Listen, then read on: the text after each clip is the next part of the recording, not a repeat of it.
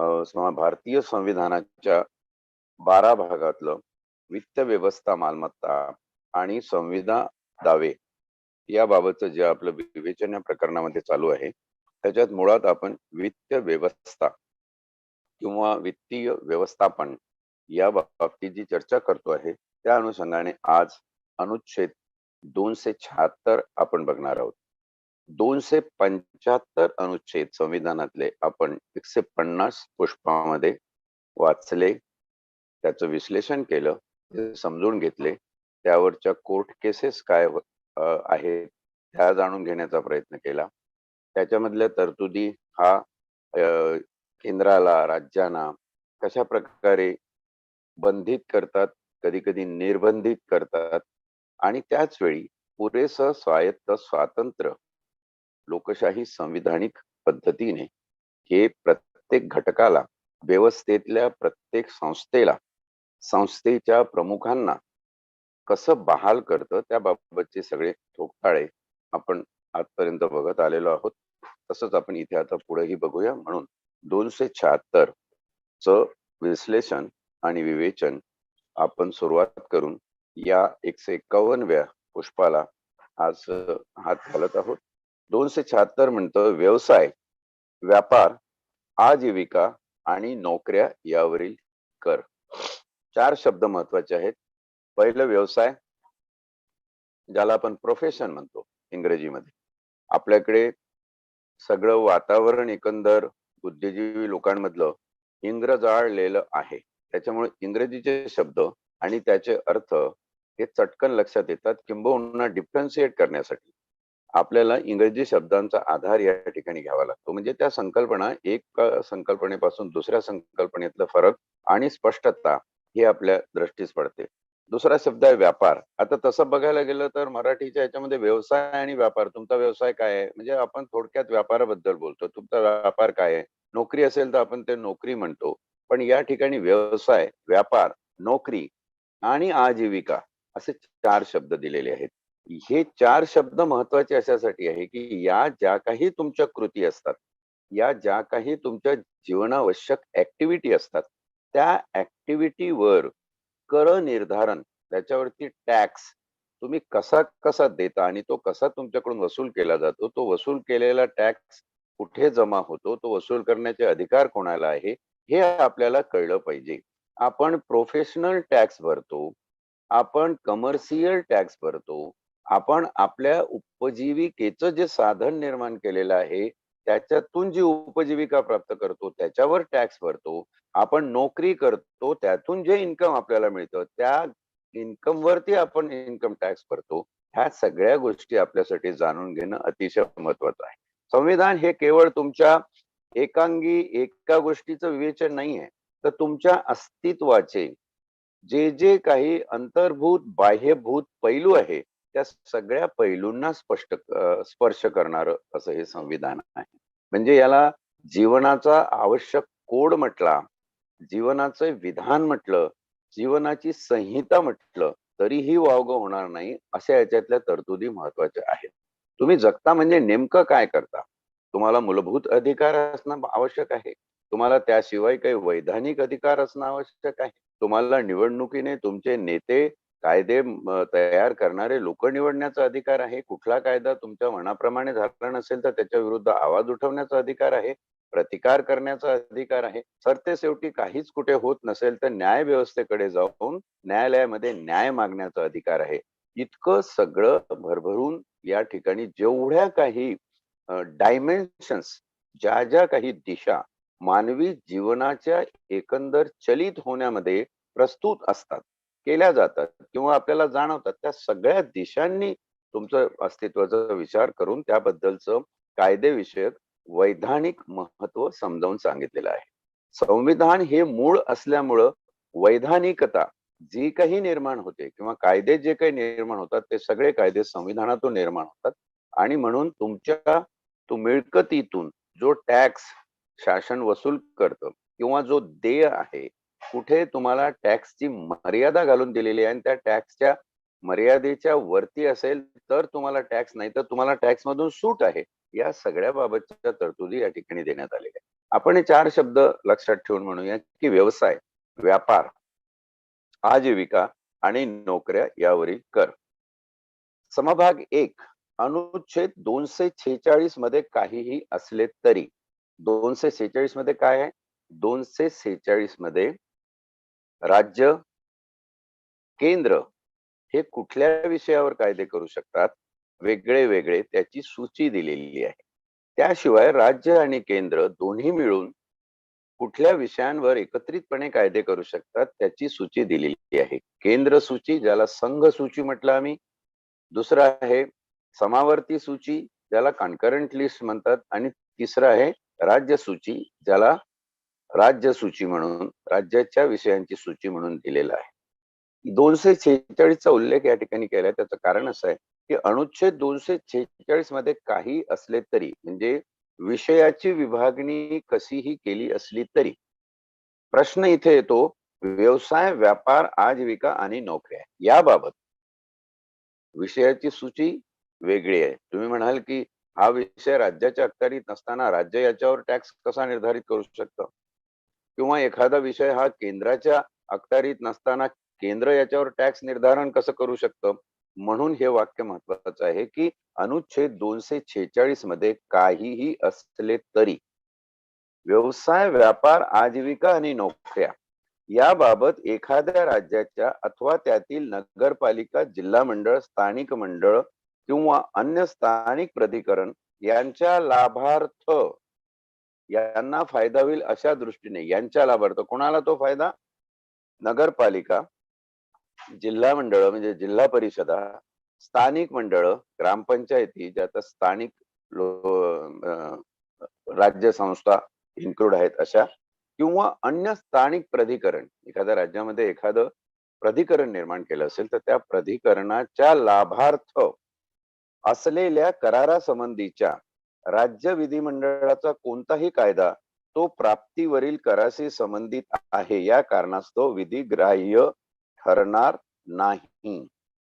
म्हणजेच कर निर्धारणाची जी प्रक्रिया आहे ती करत असताना राज्य विधिमंडळाचा कोणताही कायदा तो प्राप्तीवरील कराशी संबंधित आहे या कारणास्तव विधिग्राह्य ठरणार नाही.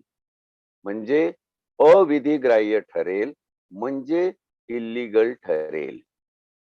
जर राज्याने विषयांचा संदर्भात काही नमूद केलं असेल तरी व्यवसाय, व्यापार, आजीविका आणि नोकऱ्या याबाबत राज्याच्या अथवा त्यातील नगरपालिका, जिल्हा मंडळ, स्थानिक मंडळ व इतर स्थानिक प्राधिकरण यांच्या लाभार्थ जर कर बसविणारे कायदे केले असतील तर तो प्राप्ती कराशी संबंधित आहे या कारणास्तव विधिग्राह्य ठरणार नाही. म्हणजे प्राप्ती कराशी संबंधित, इन्कम टॅक्सशी संबंधित कायदे हे राज्यांना करता येणार नाही. कसल्या बाबत? 2 प्रमुख गोष्टी लक्षात घ्या. कसल्या बाबत करता येणार नाही? नगरपालिका, जिल्हा मंडळ, स्थानिक मंडळ किंवा अन्य स्थानिक प्राधिकरण एक. आणि कशाबाबत? ते आहे व्यवसाय, व्यापार, आजीविका आणि नोकऱ्या याबाबत एखाद्या राज्याच्या अथवा त्यातील नगरपालिका. हा अनुच्छेद वाचत असताना एक गोष्ट लक्षात घेतली पाहिजे की व्यवसाय, ज्याला आपण प्रोफेशन म्हणतो, त्याच्यामध्ये प्राध्यापक असेल, त्याच्यामध्ये मास्तर असतील, आणि समजा तोच डॉक्टर असेल नोकरीमध्ये, तर हे प्रोफेशनल सर्व्हिसेस झाल्या. ज्यांना क्वालिफिकेशन आणि त्यावरून नोकऱ्या, या प्रोफेशनल नोकऱ्या झाल्या. आणि त्या नोकऱ्या, कारण डॉक्टरची नोकरी हा दुसरा माणूस करू शकणार नाही, प्राध्यापकाची नोकरी हा दुसरा माणूस करू शकणार नाही, इंजिनियरची नोकरी हा दुसरा माणूस करू शकणार नाही. ह्याच नोकऱ्या न करता जर ही माणसं प्रायव्हेट प्रॅक्टिस करत असेल तर त्याचा अर्थ त्यांच्या कमर्शियल ऍक्टिव्हिटी मध्ये घेतला जाऊ शकतो. कॉमर्स म्हणजे ज्याला आम्ही व्यापार किंवा ट्रेड म्हणतो, ज्या ट्रेड ऍक्टिव्हिटीज आहे, ट्रेड ऍक्टिव्हिटीजला व्यापार म्हटलेला आहे आणि तुमच्या व्यावसायिक ऍक्टिव्हिटी या प्रोफेशनल ऍक्टिव्हिटी ज्या आहेत त्यांना व्यावसायिक ऍक्टिव्हिटी म्हटलेलं आहे. आता कुठल्या सर्व्हिसेसला व्यावसायिक म्हणून नाव द्यायचं आणि कुठल्या सर्व्हिसेसला ट्रेड म्हणून किंवा व्यापार म्हणून नाव द्यायचं, या संबंधीचे नियम जे काही आहे त्या नियमात ते बसतं, त्यावरून हे सगळं ठरलं जातं. 372 व जे अनुच्छेद आहे त्यामध्ये जवळपास 30 शब्दांच्या वेगळ्या वेगळ्या व्याख्या देण्यात आलेल्या आहेत. तेव्हा आपण 372 जेव्हा बघू तेव्हा अजून हा भाग आपल्याला स्पष्ट होईल की व्यापार याच्यामध्ये काय काय उल्लेखित होतं, व्यवसाय त्याच्यामध्ये काय काय उल्लेखित होतं. पण आत्ताच्या घडीला कर बसवण्याच्या उद्देशाने आपल्याला या संकल्पना एक रफली किंवा ढोबळमानाने लक्षात घेताना प्रोफेशनल अँड ट्रेड याच्यामध्ये डिफरन्स आहे. प्रोफेशन हे क्वालिफिकेशन सोबत जातं. तोच प्रोफेशनल क्वालिफाईड माणूस जर एखादा ट्रेड ऍक्टिव्हिटी करत असेल, व्यापार करत असेल, प्रायव्हेट प्रॅक्टिस मध्ये असेल किंवा एखादा शिक्षक प्राध्यापक एखाद्या संस्थेमध्ये शिक्षक किंवा प्राध्यापकाची नोकरी न करता म्हणजे सरकारी, निमसरकारी, गैरसरकारी सगळे, तो जर स्वतःच कन्सल्टिंग स्वतःचे खाजगी क्लासेस चालवत असेल तर तो व्यापार या संकल्पनेमध्ये संबोधित केला जाऊ शकतो. कुठले काय संबोधन केलेलं आहे त्याबद्दलचा चार्ट आपण 372 मध्ये बघणार. पण व्यापार आणि व्यवसाय याच्यामध्ये डिफरन्स आहे हे लक्षात घ्या. व्यापारावरती कर आकारताना सरकारचे कर कदाचित जास्त आहेत. व्यवसायावर कर आकारित असताना हे तुमच्या इन्कमवर तुम्हाला जे फिक्स इन्कम जी काही संस्था देत असेल, मग ते मेडिकल कॉलेज असेल, एखादं हॉस्पिटल असेल किंवा दुसरी कुठली तरी संस्था असेल, त्यावरून ते निर्धारित होतं. तिसरा महत्वाचा शब्द आजीविका. आजीविका म्हणजे काय? ज्याला कॉलिंग्स म्हणू किंवा उपजीविकेसाठी काहीतरी काम करणे. त्याच्यामध्ये सगळे छोटे मोठे लोक जे आपल्या उपजीविकेसाठी काही काम करतात, त्यांचं इन्कम जे आहे ते इन्कम जर विशिष्ट लेवलच्या वर जात असेल तर त्याच्यावरती कर आकारण्याचे अधिकार आहेत. आणि नोकऱ्या म्हणजे सर्व्हिसेस. आता या नोकऱ्यामध्ये सगळा नोकरदार वर्ग झाला. खाजगी, पब्लिक सेक्टर मधला सगळा नोकरदार वर्ग. म्हणजे 4 शब्दांचा जर विचार केला तर हे 4 घटक असे आहेत समाजामध्ये ज्या घटकांना इन्कम मिळत असतं, ज्या घटकांकडे त्यांच्या मेहनतीतून पैसा येत असतो. सरकारचं म्हणणं असं आहे की जी काही मिळकत किंवा जो काही पैसा तुमच्याकडे जमा होतो त्या पैशावर कर तुम्ही शासनाला भरला पाहिजे. त्यामध्ये अनुच्छेद 1 ची विशेष तरतूद या 4 गोष्टींच्या बाबतीत अशी आहे की एखाद्या राज्याच्या अथवा त्यातील नगरपालिका, जिल्हा मंडळ, स्थानिक स्वराज्य संस्था म्हणूया, स्थानिक स्वराज्य संस्थेच्या लाभार्थ असलेल्या करासंबंधीचा राज्य मंडळाचा कोणताही कायदा तो प्राप्ती कराशी संबंधित आहे या कारणावरून विधिग्राह्य ठरणार नाही. म्हणजे प्राप्ती कराशी संबंधित कायदा राज्य शासनाचा आहे म्हणून विधिग्राह्य नाही. याचाच अर्थ असा आहे की या विषयावर केंद्र सरकारला कायदे करण्याचा अधिकार आहे आणि इन्कम टॅक्स ही बाब केंद्र शासनाच्या अखत्यारीत आहे. एवढं एक वाक्य सरळ सोपं न सांगता या ठिकाणी समावेशक विवेचन करण्यासाठी समभाग 1 अनुच्छेद 276 चा ही एवढी माहिती आपल्याला देतो. 4 भाग प्रोफेशनचे, 4 भाग स्थानिक संस्थांचे, त्याबद्दल राज्यांनी केलेले कायदे हे विधिग्राह्य नसत, कारण ते कायदे करण्याचा अधिकार इन्कम टॅक्स जमा करण्याचा, ते नियंत्रित करण्याचा अधिकार राज्य मंडळाला आहे. राज्य मंडळ नियंत्रित करू शकतं. पण त्यावर कर निर्धारण, आता आपण बघितलं असेल की नगरपालिका त्याच्यावरती किती टॅक्स आहे, राज्य विधिमंडळामध्ये कायदे होतात, ते आपण तुम्ही म्हणणार हे तर विरोधाभासी अनुच्छेद आहे. कर निर्धारणी इन्कम टॅक्स याच्यापासून जेव्हा जमा करायचा असेल तर तो इन्कम टॅक्स जमा करण्याचे जे कायदे आहेत ते केंद्र शासनाला आहे. विषय कुठलाही असो, म्हणजे विषय सूची ज्या अनुच्छेद 246 मध्ये आपण बघितले त्या विषय सूचीच्या व्यतिरिक्त. म्हणून हा पहिला अनुच्छेद संपवताना या 4 गोष्टी आणि 4 स्थानिक स्वराज्य संस्थांची प्राधिकरण हे आपण या ठिकाणी लक्षात ठेवूया. आणि केंद्र शासनाला इन्कम टॅक्स असल्यामुळे अधिकार आहे, राज्य शासनाचे कायदे तिथे विधिग्राह्य ठरणार नाही. दुसरा समभाग अनुच्छेद 246 असं सांगतो, व्यवसाय, व्यापार, आजीविका आणि नोकऱ्या. परत हे 4 शब्द आले. व्यवसाय, व्यापार, आजीविका आणि नोकऱ्या यावरील करांच्या रूपाने कोणत्याही एका व्यक्तीच्या बाबतीत राज्याला अथवा त्यातील कोणत्याही एका नगरपालिकेला, जिल्हा मंडळाला, स्थानिक मंडळाला किंवा अन्य स्थानिक प्राधिकरणाला द्यावयाची एकूण रक्कम प्रतिवर्षी 2500 रुपयापेक्षा अधिक असणार नाही. इन्कम किती जरी असलं तरी त्याच्यावर टॅक्स हा 2500 पेक्षा अधिक असणार नाही. ही मर्यादा 1988 पर्यंत 250 रुपये एवढी होती. 1988 ला ही घटना दुरुस्ती करून अनुच्छेद 276 मध्ये समभाग 2 चा समावेश या ठिकाणी करण्यात आलाय आणि ही रक्कम 250 रुपयावरून 2500 2500 एवढी अधिकची ठरवण्यात आलेली आहे. अर्थात हे ठरवण्याचे अधिकार संसदेचे आहे आणि संसदेने त्याप्रमाणे ते ठरवलेलं आहे. पुन्हा एकदा वाचून घेतो. सरळ वाक्यात आहे आणि आधी विवेचन समभाग 1 च असल्यामुळे आपल्या पटकन लक्षात येईल की व्यवसाय, व्यापार, आजीविका आणि नोकऱ्या यावरील करांच्या रूपाने कोणत्याही एका व्यक्तीच्या, अ पर्सन, कोणत्याही एका व्यक्तीच्या, हा शब्द या समभागामध्ये समभाग 2 मधला महत्वाचा, कोणत्याही एका व्यक्तीच्या बाबतीत राज्याला अथवा त्यातील कोणत्याही एका नगरपालिकेला, जिल्हा मंडळाला, स्थानिक मंडळाला किंवा अन्य स्थानिक प्राधिकरणाला द्यावयाची एकूण रक्कम प्रतिवर्षी 2500 रुपयापेक्षा अधिक असणार नाही. म्हणजे 2500 रुपयापर्यंत त्यावर इन्कम देण्याचा, आपल्या इन्कम मधला भाग देण्याचा, आता इथे राज्याचा उल्लेख केलेला आहे. राज्याला असणार नाही.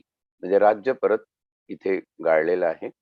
फक्त रक्कमीचा बद्दल हा अनुच्छेद समभाग 2 असं सांगतो 276 चा की 2500 पर्यंत जास्तीत जास्त एखाद्या व्यक्तीकडून तुम्हाला टॅक्स जमा करता येईल.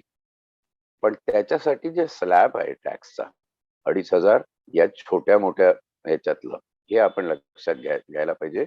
इथं आपल्याला हे जे 4 वर्ग दिलेले आहेत, ज्या बाबतीत नगरपालिका, जिल्हा मंडळ, स्थानिक मंडळ आणि अन्य प्राधिकरण, म्हणजे स्थानिक स्वराज्य संस्थेतली जी छोटी मोठी प्राधिकरणं आहेत त्या प्राधिकरणामध्ये व्यवसाय, व्यापार, त्या प्राधिकरणामध्ये आजीविका किंवा नोकऱ्या करणाऱ्या लोकांबद्दलचा या ठिकाणी उल्लेख आहे. पण तुम्ही जर या कॅटेगरीमध्ये बसत नसाल तर ही कॅटेगरी तुम्हाला लागू असणार नाही. 2500चा स्लॅब हा फक्त स्थानिक आणि छोट्या व्यावसायिक कुटीर उद्योग असतील, लहान आजीविकेची साधन असतील, त्याबद्दल याच्यावरती हा अनुच्छेद आपलं भाष्य करतो. यामध्ये समभाग 3 शेवटचा समभाग आहे 276 अनुच्छेदाचा. तो असं म्हणतो, व्यवसाय, व्यापार, आजीविका आणि नोकऱ्या, परत हे 4 शब्द आहेत, यावरील करांबाबत पूर्वोक्त प्रमाणे कायदे करण्याचा, आधीसारखे कायदे करण्याचा राज्य विधानमंडळाचा अधिकार हा व्यवसाय, व्यापार, आजीविका आणि नोकऱ्या यातून उपर्जित होणाऱ्या, म्हणजे निर्माण होणाऱ्या, अरायझिंग, उत्पन्न होणाऱ्या, उपर्जित होणाऱ्या म्हणजे निर्माण होणाऱ्या किंवा उद्भवणाऱ्या प्राप्तीवरील करांबाबत कायदा करणाऱ्या संसदेच्या अधिकारावर कोणत्याही प्रकारे मर्यादा घालतो असा त्याचा अन्वयार्थ लावला जाणार नाही. हे जे समभाग 2 मध्ये राज्याला 2500 पर्यंतचं लिमिट दिलेलं आहे, त्यावर जे कायदे करण्याचे अधिकार आहे ते संसदेला आहे. म्हणजे समभाग 2 मध्ये राज्याला जे अधिकार दिलेले आहेत ते मर्यादित अधिकार आहे आणि त्यांना अधिक निर्बंधित करण्यासाठी समभाग 3 असं म्हणतो की संसदेने केलेले कुठलेही कायदे हे राज्य मंडळाच्या कायद्याच्या नुसार बंधित होणार नाही, त्याच्यावर तुम्हाला निर्बंध आणता येणार नाही.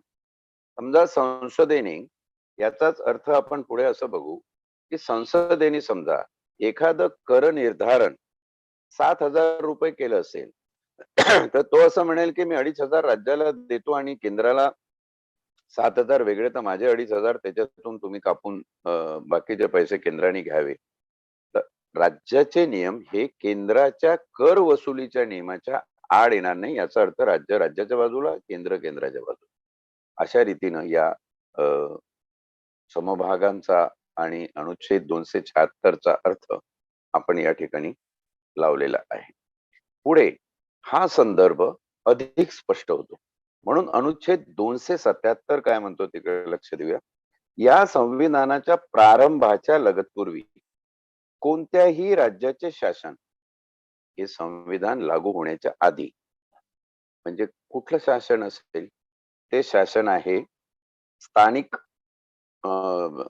प्राधिकरणाचं, जिथे स्थानिक गोष्टी आहेत त्याप्रमाणे त्यासाठी म्हटलेलं आहे की या संविधानाच्या प्रारंभाच्या लगतपूर्वी कोणत्याही राज्याचे शासन अथवा कोणतीही नगरपालिका किंवा अन्य स्थानिक प्राधिकरण किंवा निकाय यांच्याकडून राज्य, नगरपालिका, जिल्हा किंवा अन्य स्थानिक क्षेत्र यांच्या प्रयोजनाकरिता कायदेशीरपणे आकारले जात होते असे कोणतेही कर, शुल्क, उपकर किंवा फी जरी संघसूचित उल्लेखलेली असली तरी ते कर, शुल्क, उपकर किंवा फी यांची आकारणी व त्या प्रयोजनाकरता होणारा त्यांचा विनियोग संसदेकडून कायद्याद्वारे त्या विरुद्ध तरतूद केली जाईपर्यंत चालू ठेवता येईल. महत्वाचा संदर्भ आहे की संविधान लागू होण्याच्या पूर्वी, संविधानाच्या लगतपूर्वी, संविधान लागू होण्याच्या पूर्वी राज्यांकडे किंवा राज्यातील स्थानिक प्राधिकरणांकडे, त्याच्यामध्ये परत उल्लेख करून सांगितलेला आहे की स्थानिक प्राधिकरण, निकाय म्हणजे बोर्ड, नगरपालिका किंवा अन्य प्राधिकरणे या प्राधिकरणाकडे केव्हा संविधान लागू होण्याच्या आधी पासून जर काही कर आकारणी किंवा कर व्यवस्था निर्माण झाली असेल, उदाहरणार्थ चुंगी नाक्याचं प्रकरण आपण डिस्कस केलं होतं की कर हे कसे निर्धारित करण्यात आले. चुंगी नाका हा प्रकार अतिशय पुरातन, म्हणजे ब्रिटिश काळाच्या आधी सुद्धा, मुघल काळामध्ये सुद्धा चुंगी नाका अस्तित्वात असल्याचं आपल्याला दिसतं. बहुतेक तेलाचे व्यापारी हे एका गावातून दुसऱ्या गावामध्ये आपलं तेल घेऊन जायचे विकायला, आणि ते परत येत असताना त्या गावातला रोग संसर्ग इकडे घेऊन येतात. म्हणजे आता जसं आपल्याला थोडक्यात हा प्रकार आहे, तुमच्या कोरोनामुळे तुम्हाला याच्यामध्ये राहावं लागतं, क्वारंटाईन मध्ये राहावं लागतं, तसं या लोकांनी काही विशिष्ट दिवस शहरामध्ये प्रवेश करू नये, त्यांनी बाहेरच थांबावं, वेशीच्या बाहेर थांबावं. आणि अशा रीतीनं काही काही जाती उपजातींच्या ज्या वस्त्या आहेत त्या गाव कुसाबाहेर व्हायला लागल्या. हे बहुतेक सगळे व्यापारी आणि व्यावसायिक वर्ग होता, हे सांगताना आपल्याला अजिबात कसली लाज वाटायला नको की हा व्यापारी आणि व्यावसायिक वर्ग होता, यांच्याकडे पैसा असायचा, हे काहीतरी मिळकत, काहीतरी उत्पन्न घेऊन यायचे. मग या लोकांनी सांगितलं की इकडे आम्हाला ठेवून काय उपयोग आहे. तेव्हा काही टेस्ट आणि RT-PCR वगैरे अशा काही चाचण्या बिचण्या नव्हत्या कोरोना सारख्या कसल्या याच्या. तर एक दोन दिवस ठीक आहे, पण आम्ही जे तिकडनं उत्पन्न घेऊन येतोय त्या उत्पन्नातलं काही टक्के 2 आणे आम्ही तुम्हाला देतोय, ते तुम्ही घ्या. ज्याच्यातून तुमच्या गावाचं जे काही काम असेल, गावाचं व्यवस्थापन असेल, स्थानिक प्राधिकरण म्हणून ते तुम्ही चालवा. मग ती नगरपालिका असेल किंवा एखादं अजून दुसरं व्यवस्थापन असेल गावामध्ये, ते चालवा तुम्ही. तर हा पहिला कर निर्धारण जो भारतामध्ये लागू झाला त्याचं नाव चुंगी नाका. आणि मग जागोजागी असे नाक्या आणि चुंग्या बांधण्यात आल्या. त्या नाक्यावर एक चुंगी ठेवायची, म्हणजे एक पोतडं असायचं, त्याच्यामध्ये तो कर जमा व्हायचा. तो नंतर गावाच्या प्रमुखाला, जो कोण गावातला महाजन असेल, पाटील असेल, पटेल असेल, त्यावेळची जी काही असतील त्यांच्याकडे जाऊन तो चुंगी कर म्हणून तिथं चुंगी नाक्यावरून जमा केला जायचा. तर असे कर जे अस्तित्वात, ते कर पुढे संविधान आल्यानंतर काय होईल, अस्तित्वात राहतील की नाही राहणार, तर ते अस्तित्वात राहतील. कुठपर्यंत अस्तित्वात राहतील? जोपर्यंत भारताची संसद कायदेशीररित्या ते कर रद्द झालेले आहेत असं ठरवत नाही आणि त्याच्या जागी दुसरी कर निर्धारण व्यवस्था निर्माण करत नाही, तोपर्यंत ते कर लागू राहतील. हा अनुच्छेद मी तुमच्या माहितीसाठी परत एकदा वाचतो. म्हणजे तिन्ही अनुच्छेदामधलं किंवा वरच्या अनुच्छेदातल्या 3 समभागातलं काय नेमकं म्हणणं आहे, ते म्हणणं आणि स्थानिक पातळीवरती कर निर्धारणाबद्दल काय आहे ते आपल्या लक्षात येईल. 276चं पहिलं समभाग ज्याच्याने राज्याला हे अधिकार ठेवलेले नाहीत केंद्राच्या ह्याच्यामध्ये, विषय सूची काही असो, कुठल्या बाबतीत? व्यापार, व्यवसाय, आजीविका, उपजीविका आणि नोकऱ्या. कुठे? नगरपालिका, जिल्हा मंडळ, स्थानिक प्राधिकरण व अन्य प्राधिकरणे. म्हणजे काही ठिकाणी या 3 शब्दाच्याही बाहेरचं प्राधिकरण असेल तर तेही अन्य प्राधिकरण. याबाबतचे कर निर्धारणाचे अधिकार हे केंद्राला आहेत. राज्यांनी केलेले कायदे विधिग्राह्य असणार नाही, एक म्हटलेलं आहे. दुसरं समभाग म्हणतो राज्यांना 2,500 पर्यंत कर बसवण्याचा अधिकार आहे. हा कशासाठी? त्या स्थानिक संस्थांच्या लाभार्थ. तिसरं काय म्हणतं की जरी हे लाभार्थ 2,500 बसवण्याचा त्यांना अधिकार आहे, तरी संसदेने कर निर्धारणाबाबत केलेले कायदे त्याच्यावर राज्याचे कायदे असणार नाही. केंद्राने केलेले कायदे हे प्रमाणभूत आणि जास्त पॉवरफुल समजले जातील.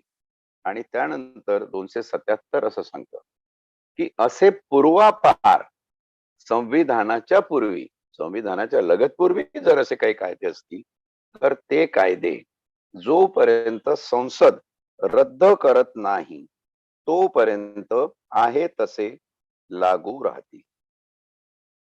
हा सगळा भाग आपण लक्षात घेतल्यानंतर आपल्या लक्षात येईल की संविधानाने कर निर्धारणाबाबत शब्दांच्या अर्थाबाबत किती स्पष्ट या ठिकाणी उल्लेख केलेला आहे. व्यवसाय आणि व्यापार. व्यावसायिक हा व्यापारी असू शकतो, व्यापारी हा व्यावसायिकी होऊ शकतो, पण तो कुठल्या वेळी व्यवसाय म्हणून संबोधला जायचा, कुठल्या वेळी त्याला ट्रेड किंवा व्यापार म्हणून संबोधलं जायचं, त्याचं निर्धारण संविधानाने केलं. उपजीविका. कुठल्याही साध्या गोष्टी असतील त्याही सोडल्या नाही. उपजीविका. उपजीविकेमध्ये स्लॅब ठेवलेला आहे. तो स्लॅब तुमच्या उपजीविकेचं मिळणारं इन्कम त्याच्यावरती गेलं असेल तर तुम्हाला भरायला लागतो. आता शेतावर काम करणारे सालदार, हा बघितलं तो उपजीविकेचा भाग आहे, दुसरीकडे बघितलं तर हे काही प्रोफेशन नाही किंवा ट्रेड नाही, म्हणजे हा नोकरीचा भाग आहे. व्यवसाय, व्यापार, उपजीविका आणि नोकऱ्या हे जे 4 शब्द आहेत, हे 4 शब्द कसे विभागले जातात कायदेशीररित्या, संविधानाला काय अपेक्षित आहे, त्याचा जर आपण आपल्या अनुभवाने गावातल्या एकंदर चालणाऱ्या व्यवसाय आणि एकंदर समाजाच्या ज्या चालीरीती आहेत त्या दृष्टीने आपण विचार केला, शेतावर काम करणारे सालदार हा नोकरी याच्यामध्ये येईल. पण तोच सालदार एखाद्या कुठल्या कौशल्यामध्ये प्रवीण असेल, सुतारकाम करत असेल, लोहार काम करत असेल, मटकी तयार करण्याचं कुंभार काम आहे ते करत असेल, दगड फोडून त्याच्यातून विशिष्ट साईजचे दगड निर्माण करून देण्याचं वडार काम करत असेल, तर ते त्याच्या उपजीविकेमध्ये येईल. उपजीविका ही व्यापार होऊ शकतो का? होय. जर तो ते निर्माण केलेले दगड किंवा निर्माण केलेलं सामान एका ठिकाणाहून दुसऱ्या जागी ट्रेड करत असेल, देत असेल, ट्रान्सपोर्ट करून नेत असेल, तिथे विकत असेल तर तो व्यापार होऊ शकतो. तो व्यवसाय होऊ शकतो का? हो, तो व्यवसाय होऊ शकतो. कारण एखाद्या अशा कौशल्यपूर्ण कामगाराला एखाद्या कुंभार कामाच्या किंवा सुतार कामाच्या किंवा वडार कामाच्या मोठ्या कारखान्यामध्ये पगारी नोकरी मिळाली असेल, तर he is been consider professional there. म्हणजे व्यावसायिक, व्यापार, उपजीविका आणि नोकऱ्या याच्यातले फरक आपण गावगाड्याच्या हिशोबाने लक्षात घेऊया. संविधानामध्ये काही वरून आलेले शब्द नाही आहेत. संविधानाने हा सगळा साकल्याने अभ्यास इथल्या ग्रासरूट सिस्टीमचा आपल्या जीवनाचा केलेला आहे आणि म्हणूनच हे शब्द याच्यामध्ये समाविष्ट करण्यात आले. आणि त्यातल्या त्यात नगरपालिका, जिल्हा मंडळ, स्थानिक प्राधिकरण याचाही उल्लेख या ठिकाणी करण्यात आलेला आहे. स्थानिक मंडळ, त्यावर केंद्राचा अधिकार, त्यावर राज्याचा अधिकार, त्याला 2,500ची मर्यादा आणि त्याशिवाय केंद्राचे कायदे हे राज्याच्या कायद्याच्या वर चालतील. राज्याचे कायदे हे केंद्राच्या कायद्याची अडवणूक करू शकणार नाही, हेही स्पष्ट केलेलं आहे. आणि 277 मध्ये हे स्पष्टपणे सांगितलं की असे स्थानिक कर जे आहे ते राहतील तसेच. संविधानाच्या पूर्वीपासून चालत आलेले तेही तसेच राहतील, कारण त्याच्यातून स्थानिक प्राधिकरणाचं कामकाज चालतं. गावामध्ये एखादं सफाईचं किंवा काही काम करणाऱ्या ज्या काही तिथल्या मंडळ असतील, स्थानिक मंडळ, त्या मंडळाने शेवटी पैसा पाहिजे, त्यांचं ते काम चालेल. पण कुठपर्यंत चालेल? जर संविधानापूर्वीपासून चालत आलेलं असेल ते तिथपर्यंत चालेल, जिथपर्यंत संसद त्याच्यावर रद्द करण्याची कारवाई आणि नवीन कर प्रणालीचे कायदे निर्धारित करण्याची कारवाई करणार नाही तोपर्यंत. एकदा संसदेने कायदे केले की जुने कायदे आपोआप गळून पडतील आणि नवीन कायदे त्या ठिकाणी रुजू होतील. मला वाटतं आज वेळेची मर्यादा लक्षात घेता 276 आणि 277 हे कर निर्धारणाचे स्थानिक व्यवस्थेशी संबंधित असलेले व्यवसाय, नोकऱ्या, उपजीविका आणि व्यापार या संकल्पनांशी संबंधित असलेले 2 अनुच्छेद आपण बघितले. पुढे असंच आपण उद्याही हे पुष्प 152 नावं संविधान पारायणाचं गुंफू आणि उद्या 7 जानेवारी 2022 रोजी परत 7:30 वाजता आपली भेट होईल. तोपर्यंत